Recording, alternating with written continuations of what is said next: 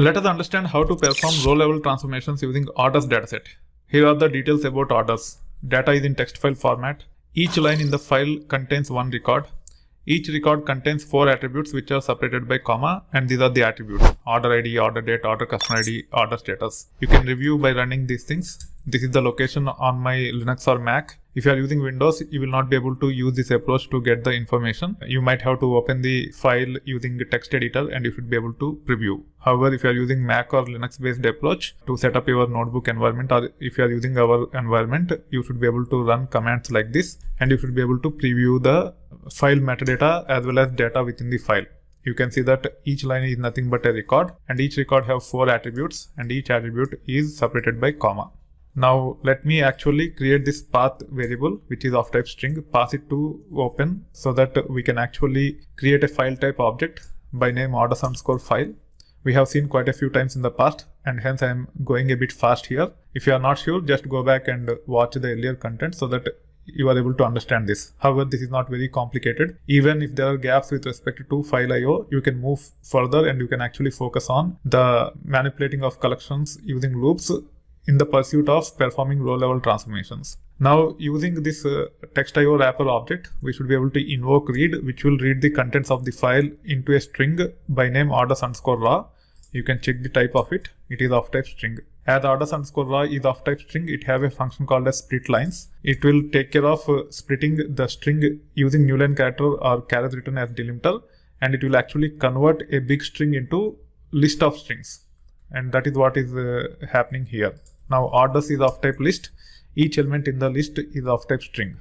You can check the type of orders. It is of type list. You can actually check the first 10 records of orders by saying orders of :10. You can also get the type of one of the elements by saying type of orders of 0. It is of type string. You can also say len of orders to get the number of elements in this list. You can see that the number of elements in the list is nothing but 68,083. To ensure that all the data which is in our file is copied into this list of strings, you can actually run a command called as wc-l, which is nothing but a shell command on top of the location from which we are trying to read this data. It is nothing but this one.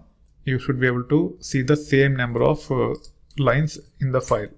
You can see there are 68,883 lines in this file, which validate that all the data which is in file is read into the list called as orders. Now, using this list, let us perform few tasks to ensure that we know how to manipulate the collections in the pursuit of row-level transformations. So in this case, the first task is to get all order IDs and associated statuses. Each record in the output should be comma separated string.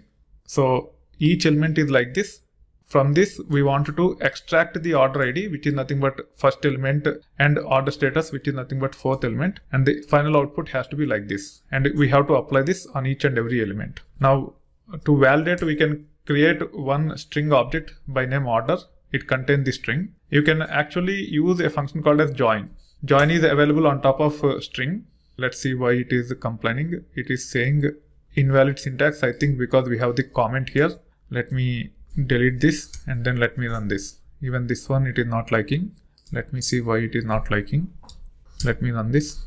Yeah, I think after question mark we shouldn't be having anything because I have a space and comments earlier, it failed. But now we are able to get the help. Typically for join, we use the delimiter first. We invoke join on delimiter and then we say .join and we pass the collection to it. Then it will actually use this delimiter to concatenate all the strings with that delimiter. So for example, in this case, if I say comma like this and then say .join and pass a list to it, by now you should be familiar with the list. Let's say you have 1, 2, 3, 4 as elements in the list. You can run this. Because these are of type integers, it is failing. If they are of type strings, it should work.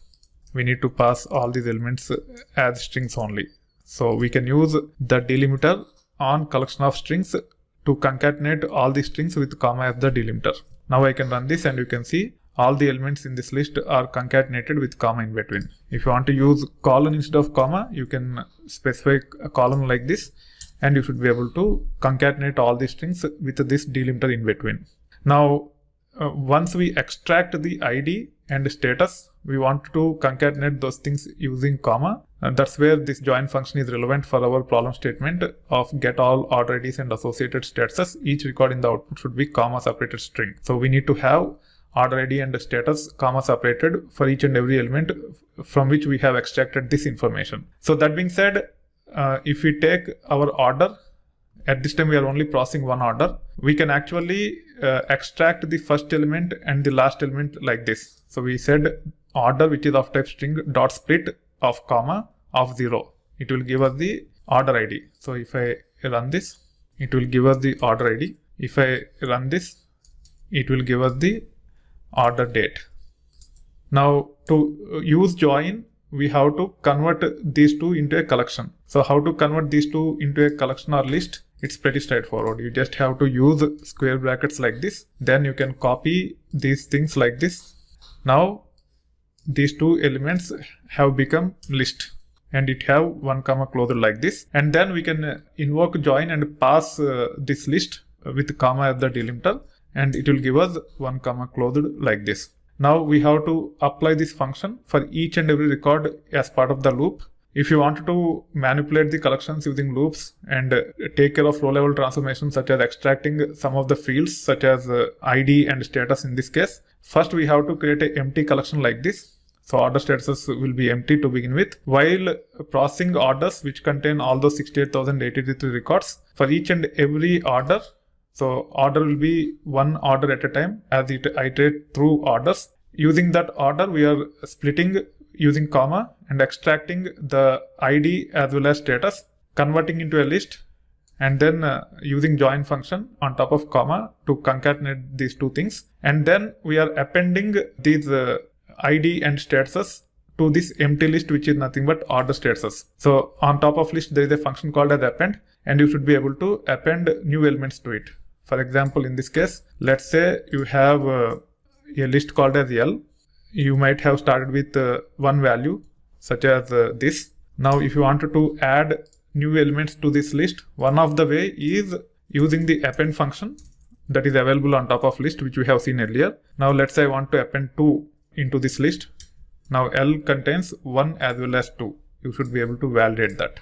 So using this approach, we are actually appending each element which contain ID and status to order statuses, which is initialized here. And finally, by the time everything is iterated, order statuses will have all IDs and corresponding statuses. Now you should be able to run this. It will have 68,083 ID as well as status comma separated. You can preview the data by saying order statuses of column 10 like this. You can see each element contain only ID as well as status. You can also get the length like this. You should be able to see the results. Either you can use for loop like this. Also, Python support a unique way of developing the for loops for creating the lists. You just have to use this logic as part of the square brackets like this. Here we are having the logic of processing individual records. So for order in orders, using this order, we are trying to process by getting whatever information we are looking for, such as ID as well as status. And then we are using join using comma as delimiter. So instead of breaking into two lines, we have written in one line and we have enclosed in the square brackets. Using this approach, we don't need to initialize order statuses. We can directly say order statuses equal to have the logic which you need to apply on each and every record, and then have the for loop. Make sure that whatever is defined here is used as part of the logic. So you are trying to process these orders one at a time using this logic. Okay, so this is an alternative approach which will work perfectly fine, and this also gives the same results. You can run this. You should be able to preview first 10 records using order statuses of column 10 like this, and also you can get the length of it, which is nothing but 68,883. So this is how you should be able to get subset of the columns from your original dataset as part of the row level transformations. One of the row level transformation is nothing but projecting of some of the columns from the existing columns. And we have seen how to take care of the projection using conventional loop.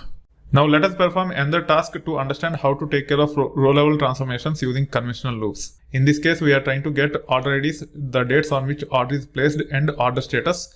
Each record in the output should be dict with following column names as keys. Earlier we have seen how to convert a string into another string with only ID and status. Now we are trying to get ID, date as well as status, but in the form of a dict. So for this, I have developed a function called as getOrderDetails. It takes one argument, which is typically a string, which represents the order. From there, we actually used the split and splitted the order into the actual values in the order, which are nothing but ID, date, customer ID, and status. Now we want to return the dict. The dict should contain ID, date, and status as the keys. You can see here, that's what we are trying to do. Dict is typically represented using curly braces, and each element is nothing but a key value pair, and those key value pairs are separated by colon in between. So the example for the dict is nothing but this one we have seen earlier. I just wanted to reiterate what or how the dict will look like. So it will be typically like this: order ID, colon 1, and then order date, colon 2020, 12, 22, and then order status complete. So this is an example for dict. So that is what we are trying to do here. We are using the values which are in the form of list and converting into a dict with the hard-coded keys ID, date, and status. As ID is of type integer, I am actually typecasting the ID to integer while building this dict using int constructor. So order values of 0 will be order ID. So if you look at this record, this will be the order values of 0, and I am using int constructor to typecast it to integer. And then we also want to get the date. That's why we are actually reading the date using order values of 1. Also, we are reading status using order values of 3. Now this dict will contain the 3 attributes which we are looking for. We can validate this getOrderDetails function using one order, and you can see that the string is passed and the dict is returned with ID, date, as well as status. Now we have to use this function on top of our original data set, which is nothing but orders. And this is how it will look like. So we have created a list by name order_details. We have initialized to empty list, and then while iterating orders, we are processing order by passing it to getOrderDetails, which will return the dict, and we are appending to order details. At the end, we will have the list of dicts. We should be able to run this, and then we should be able to preview the output by saying order details of colon 10. You can see the 10 entries here, or 10 dicts here, from 1 to 10, and you should be able to see ID, date, as well as status. You can also get length of order details using len function, and you can see this order details have 68,883 records. So each and every string is converted to a dict with ID, date, and status. You can also use this alternative approach without initializing order details with empty list. You can directly use square brackets and pass the functionality like this: getOrderDetails of order for order in orders. So this order is passed for getOrderDetails function in each and every iteration, which will return the dict, and order details is built as a list automatically. You can use this one-liner and you should be able to get your functionality done. You can also validate by saying order details of 10. You can see we got the 10 dicts with ID, date, and status. You can also validate by running len of order details. The reason why I'm running these commands or code snippets such as order details of colon 10 and len of order details is to ensure that the functions or the code are working as expected. It is very important for us to validate whenever we take care of certain logic using a programming language. Whether it is Python or Java, it doesn't matter. You always need to have a validation plan so that your code is validated from your side. It is also known as unit testing. As we understood how to take care of row-level transformations using conventional loops, now let's get into the other aspects with respect to manipulating collections using loops.